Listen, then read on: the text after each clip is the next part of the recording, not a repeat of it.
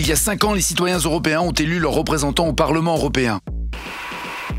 Depuis, que s'est-il passé en Méditerranée centrale? Le droit a-t-il été respecté? Le 3 février 2017, réunis à Malte, les chefs d'État européens signent la déclaration de Malte et décident de former, équiper en bateaux et financer les gardes-côtes libyens. Une région de recherche et de sauvetage est créée, coordonnée par les gardes-côtes libyens. Centre conjoint de coordination de sauvetage libyen, le 27 juin 2018. Mais les gardes-côtes libyens interceptent les bateaux et les ramènent en Libye,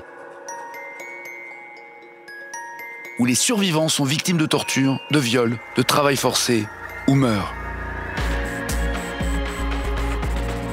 Un sauvetage signifie que les personnes secourues doivent être ramenées dans un lieu sûr. Annexe 1.3.2 de la Convention sur la recherche de sauvetage. Un lieu sûr est un endroit où des opérations de sauvetage sont réputées être achevées et où la sauvegarde de la vie des rescapés n'est pas mise en péril, où leurs besoins humains fondamentaux peuvent être satisfaits et à partir duquel des dispositions peuvent être prises pour le transport des rescapés jusqu'à leur destination suivante ou finale en tenant compte de la protection de leurs droits fondamentaux dans le respect du principe de non-refoulement. La Libye est-elle un lieu sûr? Non. Le droit est-il respecté? Pas respecté. Sauvetage signifie que les personnes secourues doivent être ramenées dans un lieu sûr. De plus, à cause des dysfonctionnements et des difficultés de coordination avec les gardes-côtes libyens, les sauvetages sont moins efficaces. Et de plus en plus de gens se noient.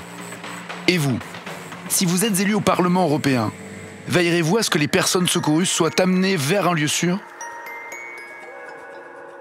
Pendant 5 ans, vous, parlementaires européens, vous allez nous représenter. Nous, citoyens européens, nous vous demandons d'agir.